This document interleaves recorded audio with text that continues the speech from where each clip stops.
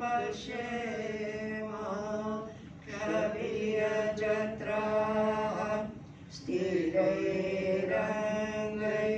सुष्ठुवांसस्तनूभिर्व्यसेम देवहितं यदायुः स्वस्ति न इन्द्रो वृद्धश्रवाः स्वस्ति नः पूषा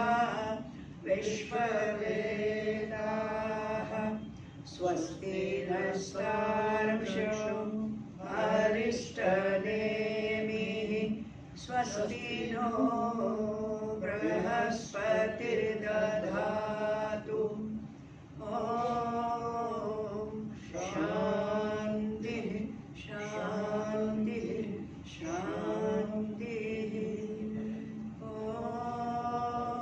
सहना भवतु सहनौ भुनक्तु सह वीर्यं करवावहै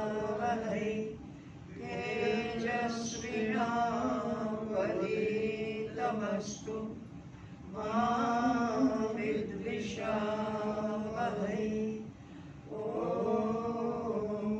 शान्तिः शान्तिः शान्तिः ॐ श्री गुरुभ्यो नमः ॐ नारायण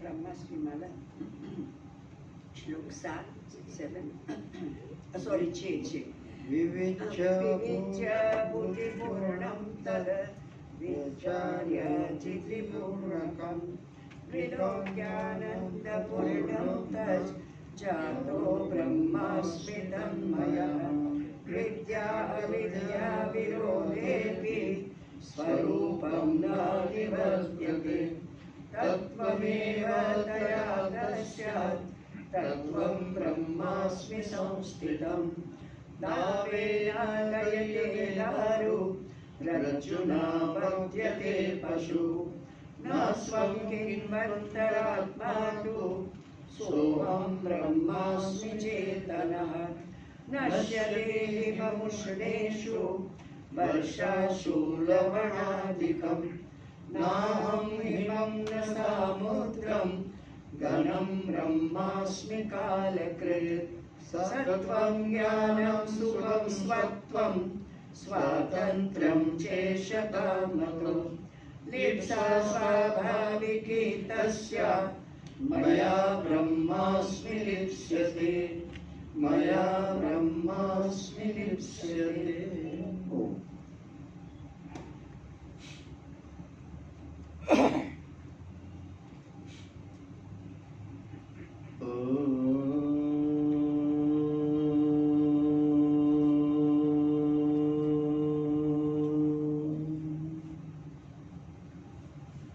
भद्रं नो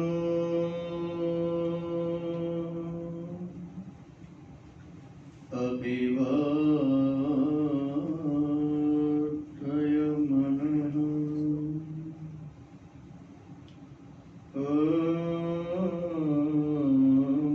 शान्ति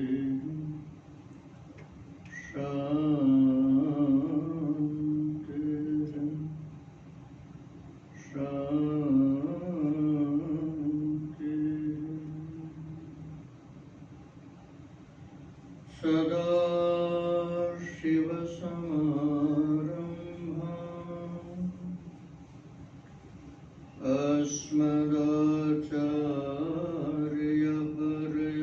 अस्मदाचार्यपर्यन्ताम् सदा शिवसमारम्भाम्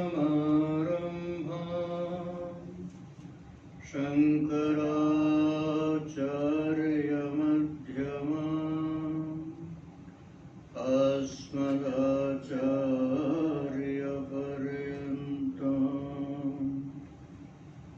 वन्दे गुरुपरम्पराम्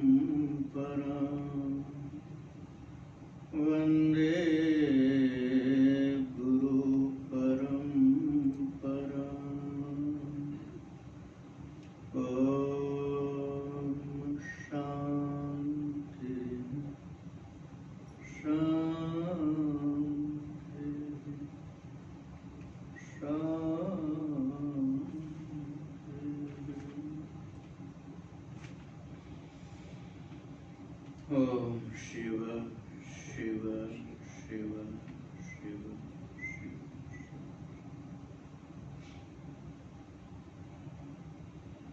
भगवान की अत्यंत पवित्र सन्निधि में भगवान की दिव्य विभूति स्वरूप समुद्र तट के समीप भगवान विश्वेश्वर के साक्षात स्वरूप भूत भगवान बाबुलनाथ जी के पवित्र क्षेत्र में ब्रह्मविद गुरुजनों की इस पवित्र तपस्थली में हम सब साधक लोग मिलकर के प्रतिदिन ईश्वर से अभिन्न जो गुरु सत्ता है, गुरु तत्व है, उसकी वांगमयी आराधना करने में लगे हुए हैं। कल बड़ा पवित्र दिन गया,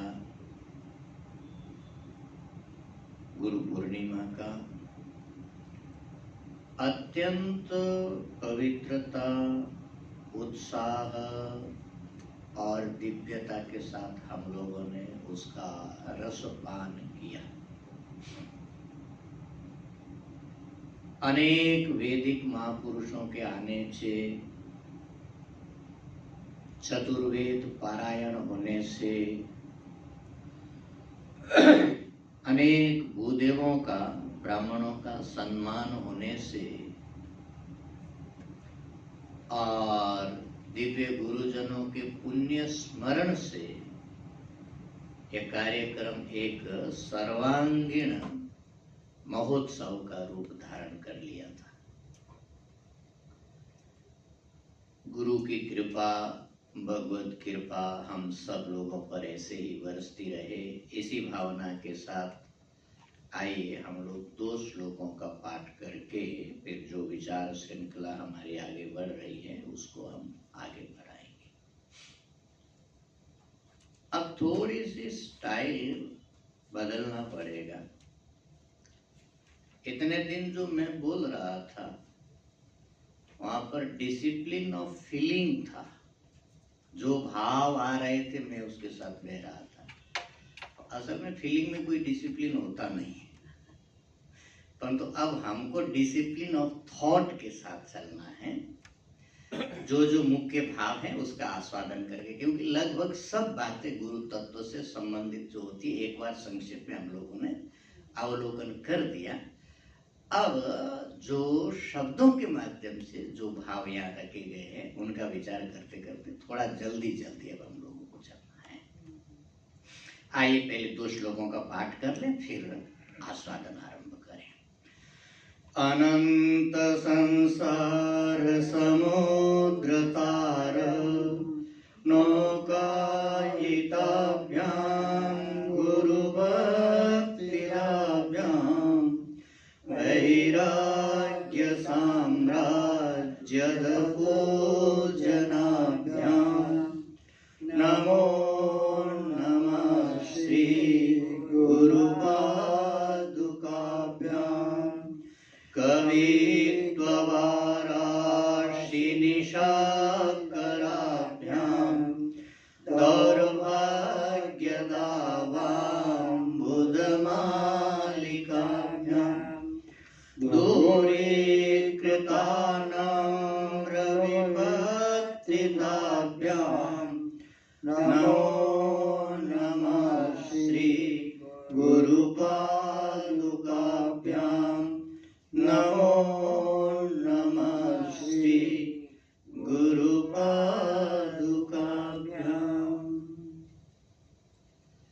आज द्वितीय श्लोक के दिव्य भावों का हम लोग दर्शन करेंगे। प्रत्येक श्लोक में 4 पाद हैं। एक एक पाद में एक एक भाव की अभिव्यक्ति है और चतुर्थ जो पाद है वो ध्रुव पद है। नमो नमः श्री गुरु पादुकाभ्यां। इस श्लोक का जो प्रथम पाद है बड़ी गंभीर अनुभूति को प्रकट कर रहा है शिष्य की। कवित्व वाराशिनिशा कराभ्यां। उपमा का जो सार है मैं पहले संक्षिप्त में रखता हूं। जब पूर्णिमा का चंद्रमा यदि खिला हो, आकाश में उदित हुआ हो, तो समुद्र में ज्वार आकर के वो भर जाता है, पूरा परिपूर्ण हो जाता है। यहां पर इसको उपमा दिया जा रहा है। क्या बताया जा रहा है? ये जो कवित्व है, कवित्व एक बड़ी दुर्लभ वस्तु होती है, उसके ऊपर विचार करेंगे। कवित्व एक वारासी है। वारासी माने समुद्र। वारासी ये संस्कृत शब्द है समुद्र के लिए। यहां पर ही समुद्र को उपमा के रूप में रख रहे हैं। तो कवित्व रूपी समुद्र के लिए निशाकराभ्याम, निशाकर बोलते हैं चंद्रमा को, क्योंकि चंद्रमा आने से रात होती है। निशाम करोति, निशा को जन्म देता है, इसलिए चंद्रमा का एक दूसरा संस्कृत नाम है निशाकर। तो कवित्व रूपी समुद्र के लिए जो पूर्णिमा के चंद्रमा सदृश जो गुरु पादुकाएं हैं, उन गुरु पादुकाओं को मैं नमस्कार करता हूं। यहां पर ये भाव प्रकट किया जा रहा है कि कवित्व गुरु की कृपा से प्राप्त होता है। अब ये कवित्व क्या है, इसको थोड़ा सा समझना है और यहाँ का भाव जो है वो स्पर्श कर जाएगा। भगवान ने चेतन प्राणियों को अपने ढंग की भाषा प्राय चेतन प्राणियों को, माने चेतन में जो उच्च चेतना संपन्न प्राणी है, सबको दे करके भेजी। पशु भी अपनी भाषा में बोलते हैं, पक्षी भी अपनी भाषा में बोलते हैं, कीड़े मकोड़े भी अपने ढंग से अपनी भाषा में अपनी फीलिंग को एक दूसरे में कन्वे करना हो तो देखते हैं कि कीड़े मकोड़ों में भी फीलिंग कन्वे होती है। तो भाषा माने केवल शब्द से ही नहीं होता है, जैसे बॉडी लैंग्वेज बोलते हैं, शारीरिक अंगों का संप्रेक्षण भी एक भाषा का काम करता है। कीड़े मकोड़ों में अपने प्रकार की भाषा होती है, पशुओं में अपने प्रकार की भाषा होती है। आप थोड़ा सा सावधानी से यदि सुने तो गौ माता कब बछड़े के लिए बोलती है और कब भोजन के लिए बोलती है, स्पष्ट समझ में आता है। जब वो भोजन के लिए आवाज देती है तो उसकी आवाज अलग होती है, और जब वो बछड़े के लिए रंभाती है तो उसकी आवाज अलग होती है। तो प्राय चेतन प्राणियों के पास भगवान ने भाषा तो दे करके भेजा है, परंतु भाषा में कवित्व आना, भाषा काव्य संपन्न हो जाना, इसके लिए गुरु कृपा की जरूरत है। वाणी में दो गुण होना चाहिए। एक गुण है अर्थवत्ता, प्रथम गुण है अर्थवत्ता। हमारे यहाँ शब्द को ब्रह्म कहा गया है, शब्द ब्रह्म, शब्द की ब्रह्म के रूप में उपासना भी होती है। तो हमारे मुख से जो भी शब्द निश्रित हो, निकले, शब्द अर्थवत होना चाहिए। वाग विज्ञापन नहीं होना चाहिए। निरर्थक शब्द प्रयोग करने से आयु क्षय के अलावा और कुछ भी लाभ नहीं होता है, केवल आयु क्षय होती है। परंतु गुरु कृपा यदि किसी को प्राप्त न हो तो वाणी अर्थवत नहीं होती है। बकते रहते हैं, अनावश्यक अप्रासंगिक, कितने लोग क्या ना क्या सब बकते रहते हैं। तो ये जो अर्थवत्व आना है वाणी में, ये गुरु कृपा से आता है। और दूसरी होती है वाणी का एक माधुर्य। आप लोगों ने ये दुआ बड़ा प्रसिद्ध है और मैं समझता हूं कि सभी ने सुना होगा। कागा, दोनों ही बोल रहा हूं मैं, दोनों ही मेरे मन में। कागा किसका धन हरे, कोयल किसको देत, मीठी वाणी बोल के जग अपनो कर लेत। वाणी के माधुर्य की महिमा समझ में आ रही। मीठी वाणी बोल के जग अपनो कर ले। सब कोई व्यक्ति, आपने बहुत बार अनुभव किया होगा, कोई व्यक्ति बोलता है तो ऐसा लगता है जैसे बोलते जाए बोलते जाए बोलते जाए, और कोई व्यक्ति बोलता है तो ऐसे कान में पत्थर लगते हैं, ऐसा लगता है कि कब चुप हो भगवान, इनको चुप क्यों नहीं करा देते थोड़ी देर। तो ये जो वाणीगत माधुर्य है, ये ईश्वर कृपा से, गुरु कृपा से आता है। ये बहुत प्रयत्न साध्य नहीं है। कंठ की मधुरता एक अलग चीज है, वाणी का माधुर्य और अलग चीज है।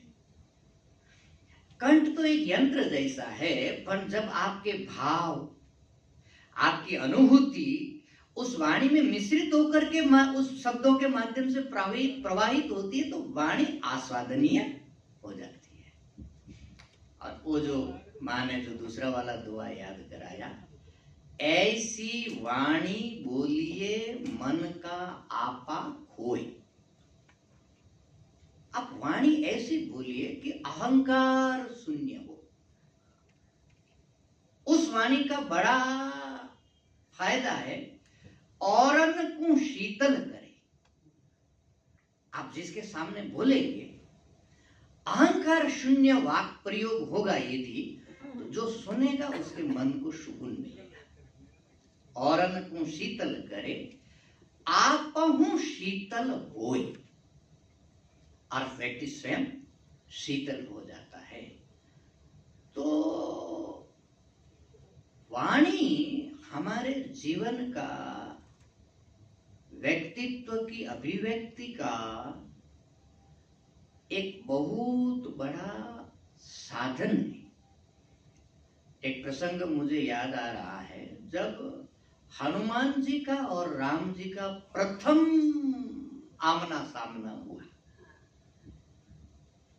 प्रथम हनुमान जी, सुग्रीव ने देखा कि कोई दो युवक राजकुमार ऋष्यमुख पर्वत की तरफ आ रहे हैं, तो उन्होंने अपने मंत्री हनुमान जी को भेजा कि जाकर के थोड़ा पता करो कोई खतरा है कि नहीं है, ये दोनों कौन है।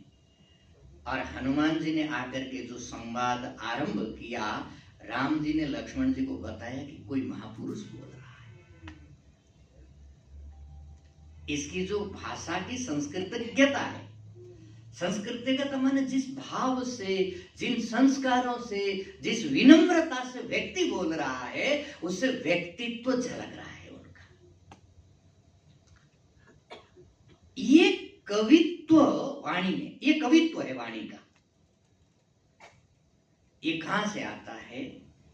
ये ईश्वर की कृपा से आता है। देखो, किसी जार में आपने करेले का रस भर के रखा और गिलास भरोगे, जार से बाहर निकालोगे तो क्या निकलेगा? करेले का रस ही निकलेगा। और किसी जार में आपने बढ़िया जूस भर के रखा मीठा, बाहर निकालोगे तो क्या निकलेगा? जो भीतर भरा है वही ना निकलेगा। तो वाणी तो मुख है केवल, उस जार में भीतर जो भरा हुआ होगा, शब्द उसका संवाहक बनता है, वही निकलेगा। तो ये जो व्यक्तित्व का जो रिफॉर्म होता है,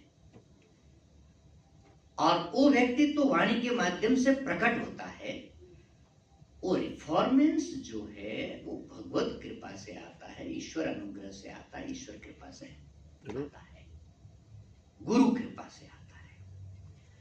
परंतु मुझे लगता नहीं कि भगवान भाष्यकार उस कवित्व की यहाँ बात कर रहे हैं, यहाँ एक दूसरे कवित्व की बात कर रहे हैं। वो समझना हमारे लिए जरूरी है।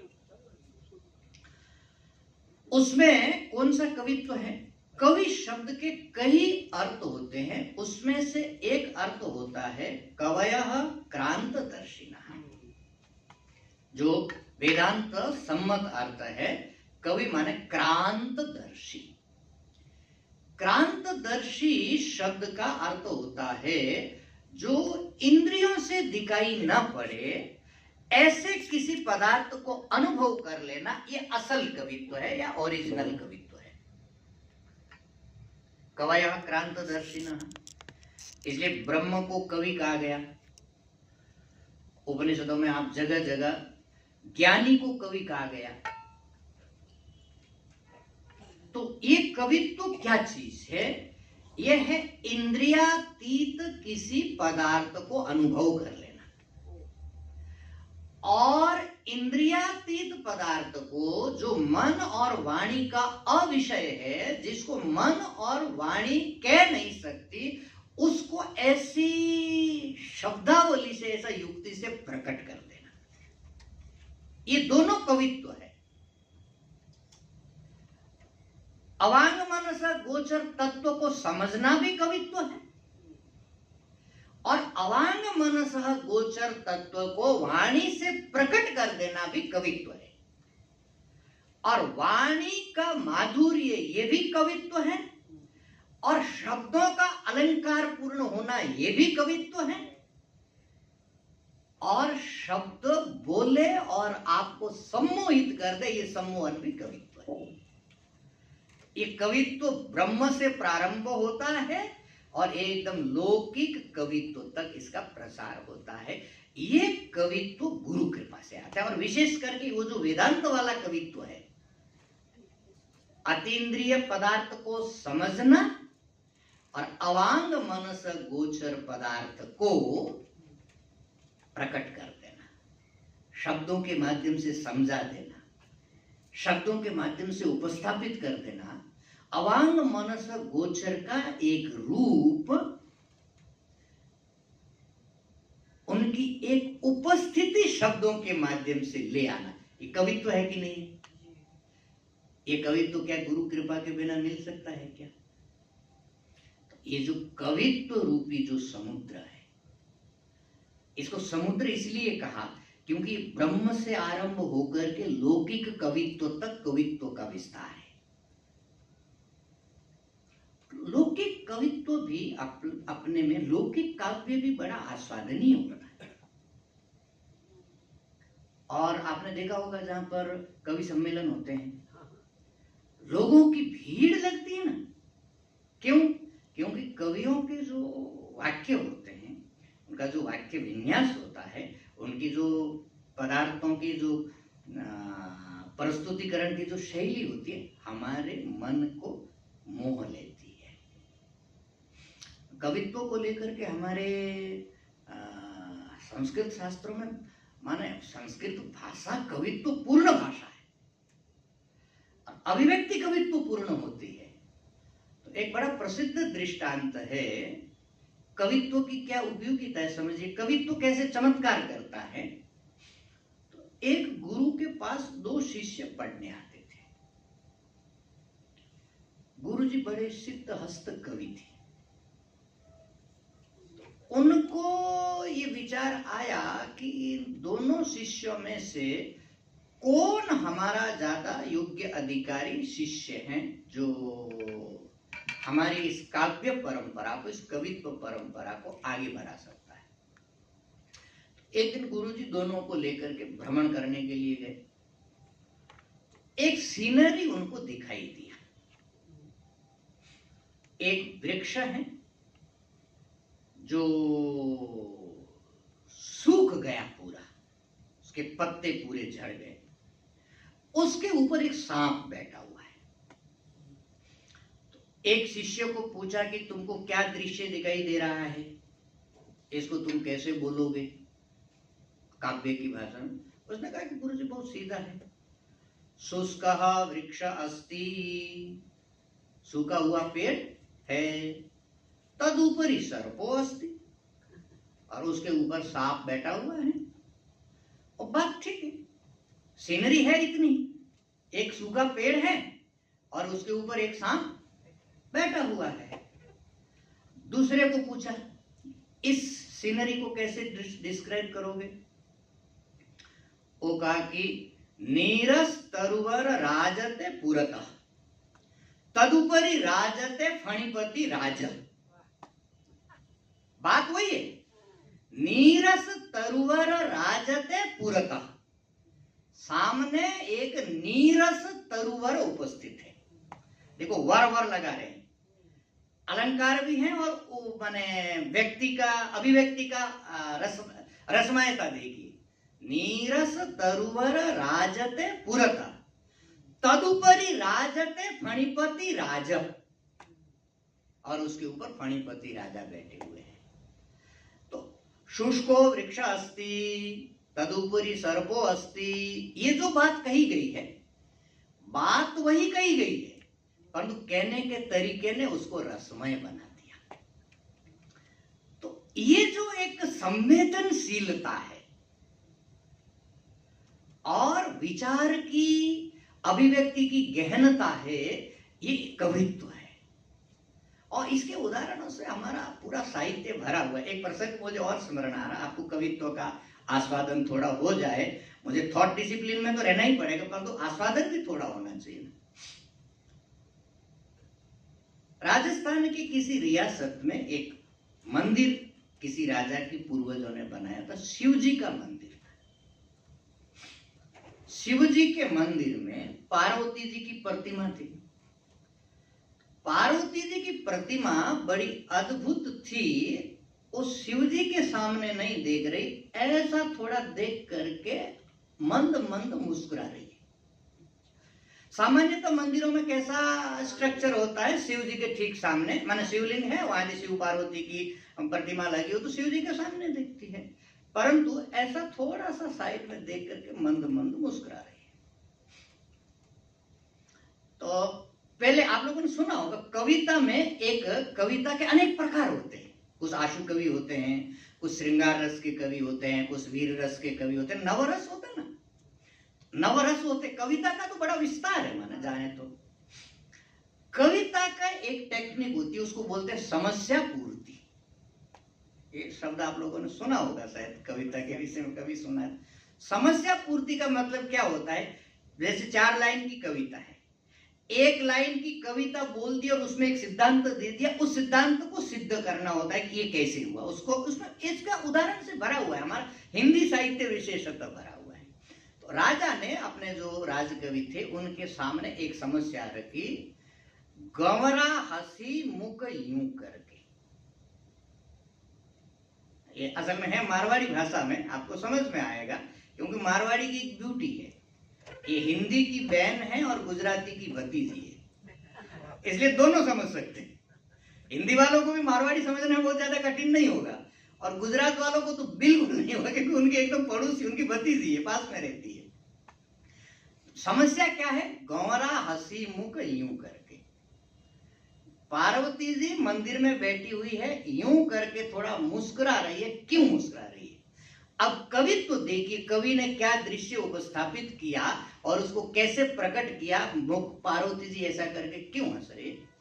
उसने कहा कि एक दिन सुबह का दृश्य है, भगवान शंकर स्नान करके आए हैं और नंदी को भी पास में ही रखा है, उनको कहीं जाना है, परंतु सजने के लिए थोड़ा बैठ गए। तो भगवान शिव जी का श्रृंगार क्या है, पहले अपना जटाजूट बांधा, स्नान करने के बाद बांधेंगे, उसके ऊपर एक नाग देवता को ऐसे गांठ लगाया, क्योंकि उनके पास तो डोरी वही है, नाग देवता को गांठ लटकाने के लिए, और बैठने से पहले बागंबर का आसन लगा दिया। अब शिव जी भस्म लगाने लगे अपने शरीर पर, ऐसे भस्म चिटका रहे थे ना, तो शिव अंग भस्म सड़ावत है। शिव जी अपने अंग पे स्नान करने के बाद भस्म चढ़ा रहे हैं। शिव अंग भस्म चढ़ावत है, फणिपति नैन पड़ी जरकी। जरकी माने जराक बोलते ना गुजराती में, तो उस भस्म का एक जराक अंश जाकर के किसमें पड़ गया, फणिपति नैन पड़ी जरकी। फणिपति ऊपर बैठे हैं बांधे हुए, उनके आंख में पड़ गया। आंख में पड़ने से उनको असुविधा हुई, तो उन्होंने क्या किया, फणिपति करी फुतकार, उन्होंने फुंफकार करा। क्या हुआ, और जाय लगी शशि अंगन, चंद्रमा बैठे थे वहां, उनको लगी फुफकार। अच्छा, उनकी फुफकार थी गर्म, तो गर्म फुफकार से चंद्रमा गर्म हुए तो चंद्र से अमी बूंद टपकी। चंद्रमा से क्या हो गया, अमृत की बूंद टपक गई। बूंद पड़ी किस पे, बूंद जाए पड़ी बागंबर पर, बूंद पड़ी बागंबर पे। और अमृत जहां पड़ता है मरे को जिंदा कर देता है, तो बागंबर तो बाघ हो गया जिंदा।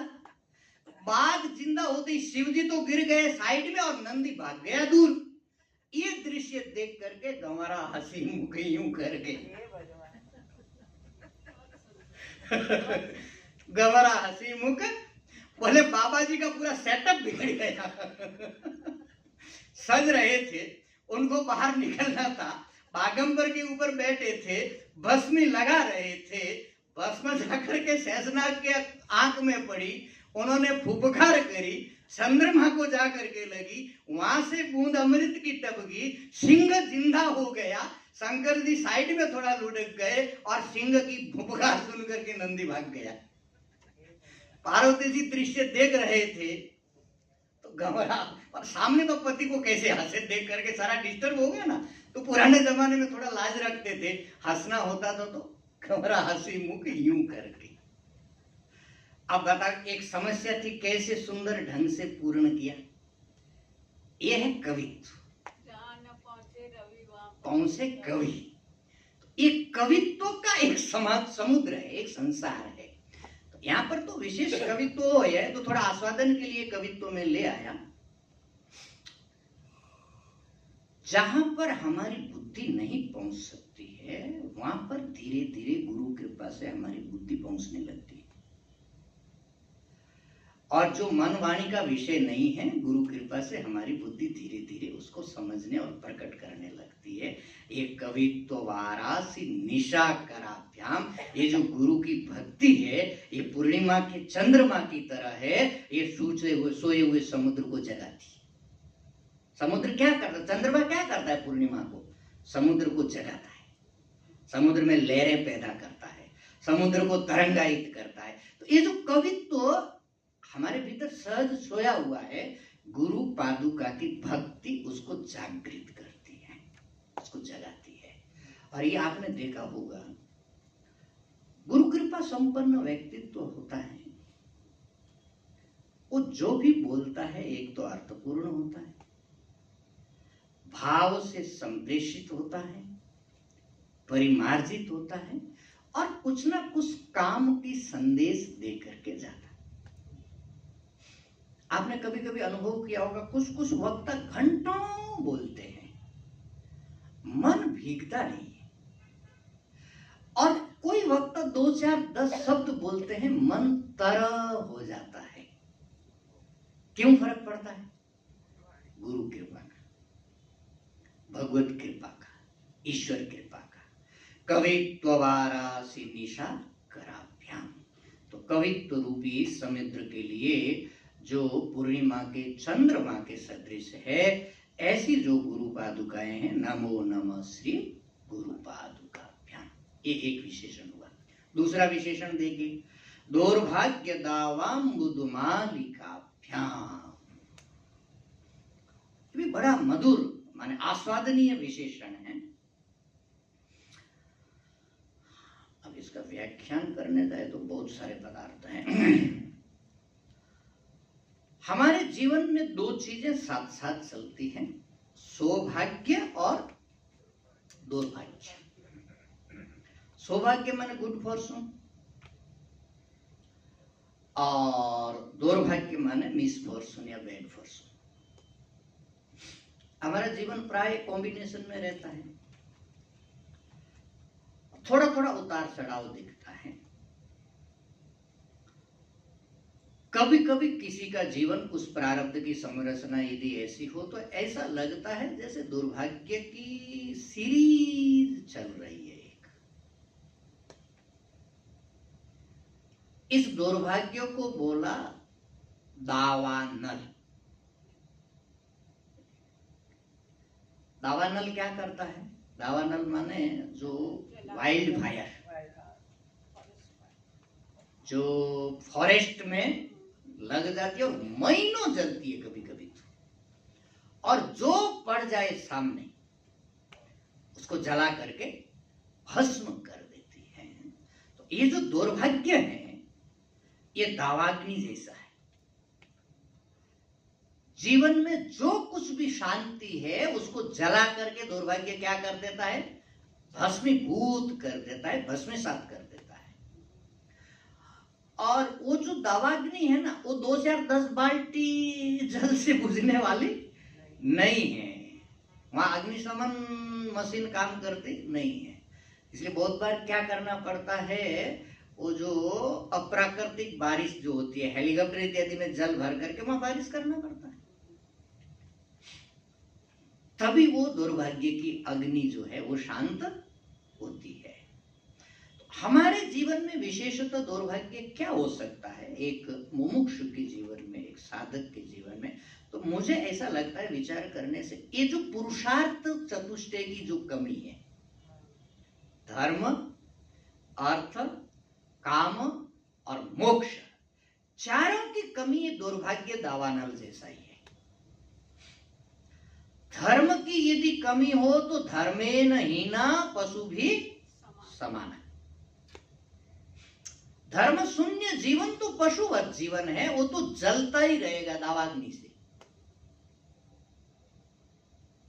उसके तो आग माने बड़ी विचित्र आग है, जो दिखती भी नहीं है, कोई बुझाने भी नहीं आ सकता, और वो जलता रहता है। तो धर्म की कमी ये दावानल है। अर्थ, ये तो साक्षात दावानल है ही। बुभुक्षितः किन्न करोति पापम, बुभुक्षितः किम न करोति पापम। भूखा हो यदि, पेट में कुछ अन्न नहीं, और विशेष करके गृहस्थी के क्षेत्र में यदि विचार कर रहा हो, माँ है, पत्नी है, छोटे छोटे बच्चे हैं, और 3 दिन से घर में चूल्हा न जला हो, उसके मन की स्थिति क्या होगी? धन के अभाव में दावाग्नि है कि नहीं है? बुभुक्षितः किम न करोति पापम, ये पाप का सागर बन जाती है ये दारिद्र्य, दरिद्रता, पॉवर्टी। काम, किसी को किसी वस्तु की वासना है, वो नहीं यदि मिल रही है, मान लीजिए कोई अत्यंत धन संपन्न व्यक्ति है, समृद्धि है उसके पास, और वो चाहता है कि किसी सुशील महिला के साथ उसकी शादी हो और ग्रस्त संपन्न सुख पूर्वक ग्रस्त जीवन वो यापन करे, संपत्ति की कमी नहीं, परंतु ऐसा दुर्भाग्य रहा कि उसको लड़की ही नहीं मिल रही शादी करने के लिए। अब उसके जीवन में शांति होगी कि नहीं होगी, कि दावाग्नि होगी? तो काम की कमी भी दावाग्नि से जलाती है। अच्छा, मिल गई परंतु उल्टी मिल गई, 100% उसकी विपरीत वाली, दावाग्नि होगी कि नहीं होगी? तो ये धर्म की कमी भी दावाग्नि है, अर्थ की कमी भी दावाग्नि है, भोग्य पदार्थों की या इच्छित पदार्थों की अनुपलब्धि भी दावाग्नि है, और मोक्ष की कमी तो दावाग्नि है ही है। उसमें कहने की बात ही क्या है?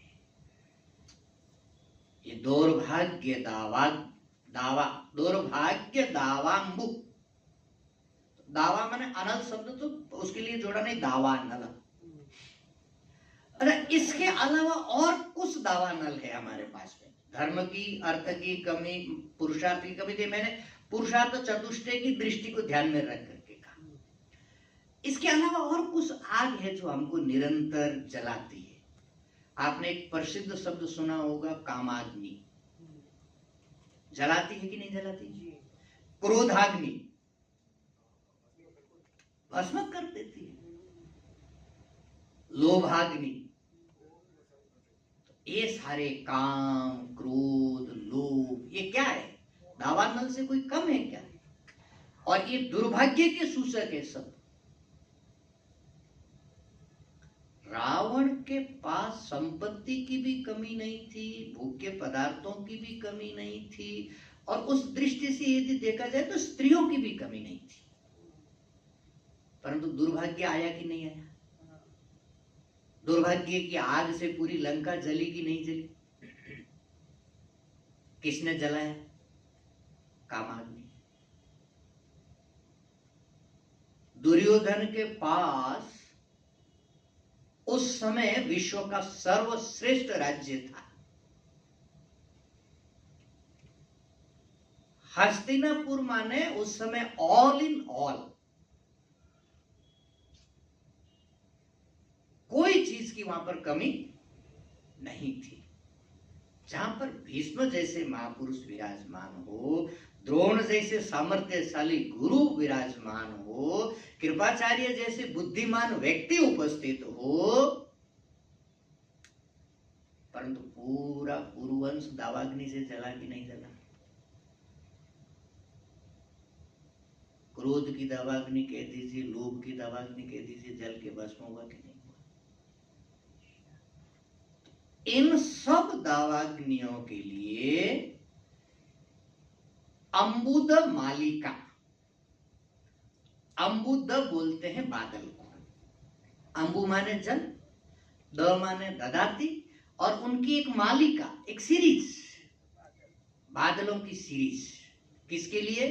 दौर्भाग्य रूपी दावाग्नि के लिए बादलों का आना वो कौन देती है? गुरु पादुका भक्ति। दौर्भाग्य दावाम बुध मालिका ध्यान, केवल एक बादल नहीं, बादलों की मालिका। क्योंकि हमारे पास आग की मालिका है, दौर्भाग्य आग की हमारे पास कमी नहीं। हमारे जगह जगह दावानल लगा हुआ है। धर्म का अभाव, का भोग का अभाव, मुक्ति का अभाव, काम्य पदार्थों का अभाव, धर्म अर्थ काम मोक्ष, काम क्रोध लोभ मोह मद मत्सर अहंकार, यहाँ दावा नकलियों की कोई कमी है क्या? अच्छा, हमारा कोई माने ओरिजिनल ऐसी कुछ एक्सरे करने वाली मशीन आए ना, हमारा व्यक्तित्व कैसा है, बड़ा जला भुना एक फोटो आएगा हमारा। आप लोगों ने देखा होगा ना, ये जो प्लेन क्रैश हुआ था, डेड बॉडी कुछ जो निकल रही थी, कैसी थी, पूरी जल करके कोयला हो गई थी। हमारा चमड़ा ऊपर से बड़ा सुंदर दिख रहा है, परंतु एग्जैक्ट जो हमारी मेंटल कंडीशन है उसका यदि एक एक्सरा निकला जाए यदि, तो बहुत जगह जगह से जला हुआ मिलेगा, और बहुत तो ऐसे मिलेगा माने एकदम कोयला हुए पड़े भीतर से। परंतु जिनको गुरु कृपा मिली है, गुरु पादुका की जिन्होंने भक्ति की है, उनकी आग या तो लगने से पहले बुझ गई, या बुझ बुझा करके वो पेड़ दोबारा पासा हरा हो गया, दोबारा वापिस फिर। तो भैया अपना एक्सरा यदि ठीक करना हो तो गुरु पादुका भक्ति ये करनी पड़ेगी। कल गुरु पूर्णिमा के लिए गुरुदेव को जब फोन किया प्रणाम करने के लिए, तो हमने पूछा गुरुदेव गुरु पूर्णिमा को उत्सव आश्रम का कैसा रहा? तो बताया बढ़िया रहा, पूजन इत्यादि हुआ। बोले हमने आधा घंटा के आसपास बोला। हमने बोला क्या बोला? हमको तो जिज्ञासा रहती है ना, क्या बोला? बोले वही मुख्य श्लोक बोला, यस्य देवे पराभक्ति यथा देवे तथा गुरु। परंतु हमारी उपलब्धि ये थी कि गुरु से भी गुरु की भक्ति साधक का ज्यादा उपकार करती है। तुलसीदास जी ने जैसे राम जी को कहा कि राम जी से ज्यादा राम जी का नाम उपकारी है, और ये बात युक्ति संगत प्रतीत होती है। गुरु बहुत लिमिटेड काल टाइम स्पेस में हमको अवेलेबल होते हैं, परंतु गुरु भक्ति ये हमारे पास अनलिमिटेड एलिमेंट है, हमारी प्रोटेक्टिव फोर्स है। तो ये गुरु पादुका की भक्ति से दौर्भाग्य दावाम्बुद मालिका मिलती है, इस संदेह करने की जरूरत नहीं। इसमें मेरा कहने का मतलब ये है, गुरु भक्ति हो यदि तो व्यक्तित्व रसमय होगा, इसमें कोई संदेह नहीं, और आपका जीवन सौभाग्य से भरा होगा। ये देखा जाता है, महापुरुषों का आशीर्वाद जिनके ऊपर रहता है वो खूब फलते फूलते, धर्म की दृष्टि से भी, अर्थ की दृष्टि से भी, काम की दृष्टि से भी, और मोक्ष की दृष्टि से भी। और जहां पर महापुरुषों का जिस परिस्थिति में प्रवेश नहीं है, आप कभी कभी अनुभव किए होंगे, हमको तो अब क्या है, भटकने वाले प्राणी हैं, भगवान ने बनाया ही ऐसा। और हमारे पैर में कुछ बड़ा ही चक्र बनाया, माने निरंतर इधर से उधर उधर, एक दिन भारत का पश्चिम तो दूसरा पूर्व, तीसरा चलता रहता है। साधु का तो ये माने रूप ही ऐसा है साधुता का, क्या करे। पहले तो कम से कम पैदल चलते थे, तो धीरे धीरे देश बदलता था, धीरे धीरे काल बदलता था। आज तो आप दिल्ली से उठे 2 घंटे में हैदराबाद पहुंच गए। इधर हवा पानी अलग, खाना अलग, भाषा अलग, उधर हवा पानी अलग, खाना अलग, भाषा अलग, लोग अलग, सब कुछ 100% फ्रीक्वेंटली बदलता है। सुबह अलग, शाम को अलग। जब किसी घर में हम जाते हैं, सब घर एक ही प्रकार से डेकोरेटेड होते हैं, परंतु कहीं कहीं जाने पर वो काटता है। हर एक चीज मन उद्विग्न हो जाता है। ऐसी वृत्ति होती कि कब यहां से निकले और पीछा छूटे। और कहीं कहीं तब जाते हैं तो मन शीतल होता है, आनंदमय लगता है, और लगता है कि यहाँ और संवाद हो, और बातें हो, और विचार हो, और यहाँ समय बिताया जा सकता है। तो भौतिक दृष्टि से देखें तो चीजें वही हैं। टेबल कुर्सी, वहां भी फर्नीचर ऐसा का ऐसा ही होता है। तो क्या फर्क पड़ता है जो एक जगह आपके मन को कसोटता है और एक जगह आपको सुकून देती है। जिस परिवेश में, जिस वातावरण में परिवार के सदस्य थोड़ा नियम पालन करते हैं, संयम पालन करते हैं, आपस में प्रेम करते हैं, भगवत भक्ति करते हैं, वहां का वातावरण पवित्र होता है। वहां पता नहीं भगवान ने कुछ ऐसा एंटीना लगाया होगा, वो घर में या जगह में प्रवेश करते ही वो परमाणु एक्टिव हो जाते, वो फील होने लगते। और कहीं कहीं जाते हैं एकदम शांत, नीरवता, आनंद की अनुभूति होती है। जैसे बाहर का घर वैसा होता है, ऐसे ही हमारा जीवन भी ऐसा होता है।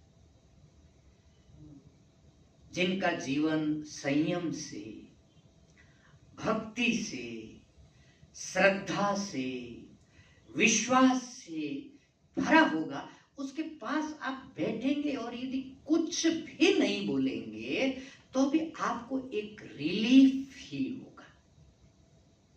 क्यों?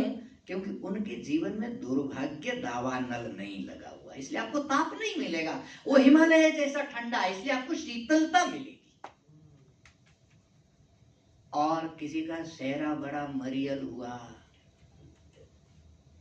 जैसे इसकी नानी कल ही मरी हो, और कंप्लेनों की लंबी लिस्ट जिसके पास,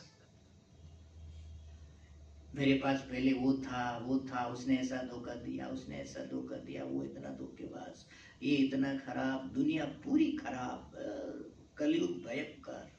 कितनी देर और सहन करोगे आप? ये जो दुर्भाग्य का दावानल है, ये हमारे जीवन में लगा रहता है। जिनके ऊपर गुरु कृपा हुई, ईश्वर कृपा हुई, भगवत कृपा हुई, उनका ये दावानल बुझता। और जिनका दावानल मिट गया, बुझ गया, उनके पास आप बैठेंगे तो आपको शांति मिलेगी, रिलीफ मिलेगा, आनंद मिलेगा। तो गुरु पादुका भक्ति या गुरु भक्ति आपको कवित्व देती है, आपका जो पारलौकिक जीवन है उसका सामर्थ्य देती है, अतीन्द्रिय पदार्थों को समझने का भी और एक्सप्रेशन करने का भी सामर्थ्य देती है। और आपका जो लौकिक जीवन है, जिसमें दुर्भाग्य की अग्नि को मिटा करके सौभाग्य की शुभ बाहर लाती है, एक गुरु भक्ति की महिमा है। कवित्व वारासी निशाकराभ्याम दुर्भाग्य दावाम्बुद मालिकाभ्याम। इसी को थोड़ा और एक्सटेंशन कर रहे हैं, आइए इसका भी दर्शन कर लें। दूरी कृता नम्र विपत्तिताभ्याम।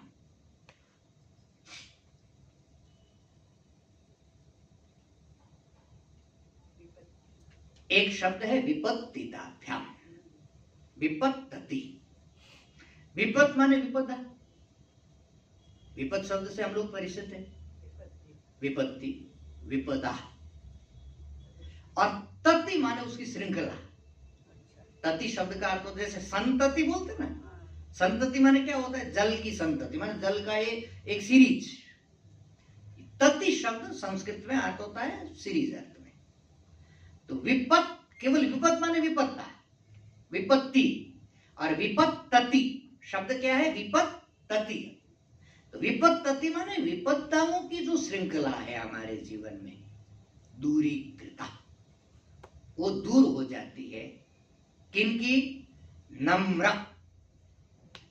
जो गुरु की पादुका के सामने नम्र हो गया, झुक गया, अपने अहंकार को अर्पित कर दिया या विगलित हो गया जिसका अहंकार, उसकी जो विपत्तियों की श्रृंखला है वो विपत्तियों की श्रृंखला मिट जाती है। इसके दो डायरेक्शन है, इस श्लोक के दो भाव मुझे समझ में आता है। एक विपत्ति की बड़ी श्रृंखला है जिसमें हम लोग पड़े हुए हैं, पुनरपि जननम पुनरपि मरणम पुनि पुनि जननी जठरे शयनम इह संसारे खलु दुस्तारे कृपया पारे पाहि मुरारे भज गोविंदम गोविंदम भज गोविंदम। ये एक विपत्तियों की श्रृंखला है। कैसे? 2 मिनट है, समझिए। गर्भ में गई, अत्यंत संकुचित स्थान के भीतर, जहां पर एक तरफ जठराग्नि जल रही है, एक तरफ मलमूत्र की थैली है, उसके बीच में अत्यंत संकुचित जगह है और एक छोटे से चमड़े में बंद करके उल्टा लटक रहा है। आप गर्भावस्था की कल्पना कर लीजिए। जैसे तैसे जन्म लिया, बाल्यावस्था में इतनी पराधीनता है कि मलमूत्र से भी अपने को साइड नहीं कर सकते। मलमूत्र में लिपटे पड़े हैं, कोई उद्धार करने वाला न आ जाए तो पड़ा रहना पड़ता है। मलमूत्र के कीड़े काटते रहते हैं, कुछ कर नहीं सकते।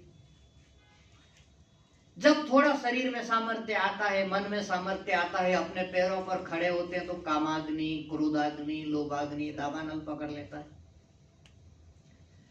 इस दावानल से जलते जलते जैसे तैसे बाहर होने की कोशिश करते हैं, तब तक वार्धक्य आ जाता है, बुढ़ापे की समस्याएं घेर लेती है, कानों से सुनना बंद हो जाता है, आंखों से दिखना बंद हो जाता है, पैरों में खड़े होने की शक्ति नहीं रहती और मौत आकर के एक झपट्टा मारती है और काम खत्म।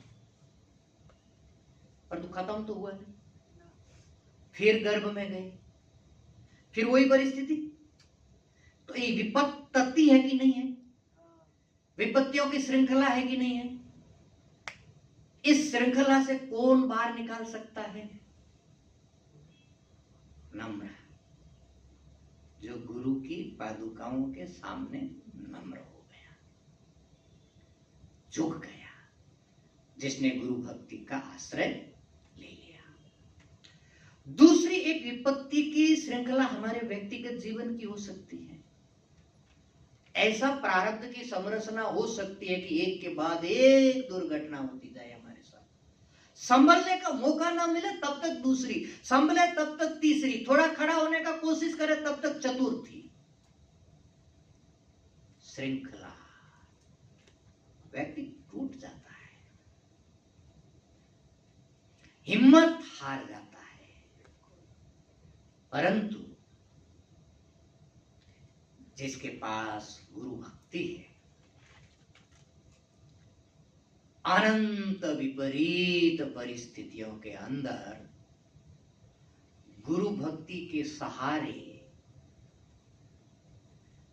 खड़ा रहता है, और केवल खड़ा नहीं रहता है, विपत्तियों को पार कर करके उस पार पहुंच जाता है। आपने देखा होगा, नदी का यदि तेज प्रवाह हो, आदमी केवल यदि ऐसे पैरों से चल करके निकलने की यदि कोशिश करे तो पानी धक्का दे करके उसको गिरा देगा। उसके हाथ में एक लाठी आ जाए यदि मजबूत, तो लाठी से वो 2 काम कर सकता है। एक तो चेक कर सकता है कि कहीं गड्ढा है कि नहीं है, और दूसरा लाठी उसका मजबूत सहारा हो जाएगा। जैसे ही पानी धक्का देगा वो लाठी टिका करके मजबूती से खड़ा रहेगा और एक पैर आगे बढ़ा देगा। क्योंकि आप जब एक दो पैर पर खड़े रहते तब तक आपकी पकड़ मजबूत है। जैसे ही आपने एक पैर उठाया तो एक पैर पे वजन आ गया, डिसबैलेंस हुए, पानी ने धक्का दिया तो गया। उस समय यदि एक लाठी हो, आपने टेक दिया, प्रवाह से युक्त भरी नदी से बाहर निकल गए। तो विपत्तियों की इस नदी से बाहर निकलने के लिए गुरु पादुका की भक्ति लाठी है कि नहीं है? ओम पूर्णमदः पूर्णमिदं पूर्णात् पूर्णमुदच्यते पूर्णस्य पूर्णमादाय पूर्णमेवावशिष्यते। ओम शांति शांति शांति। ओम गिरीश भाई की घोषणा है। जय महाराज जी के श्री चरण वंदन। आज आषाढ़ वध एकम शुक्रवार दिनांक 11 जुलाई